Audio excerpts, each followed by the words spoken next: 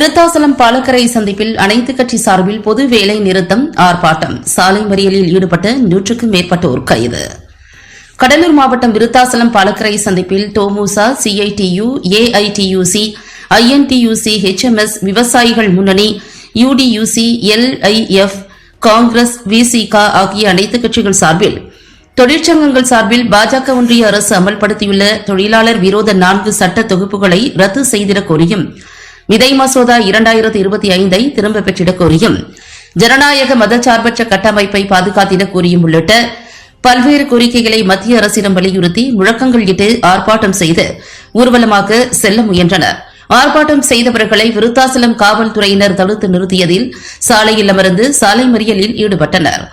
சாலை மறியலில் ஈடுபட்ட 100க்கும் மேற்பட்டவர்களை கைது செய்த காவல்துறையினர் பேருந்துகளில் ஏற்றி சென்று தனியார் மண்டபத்தில் அடைத்தனர். இதனால் அப்பகுதியில் சிறிது நேரம் போக்குவரத்து பாதிப்பு ஏற்பட்டது.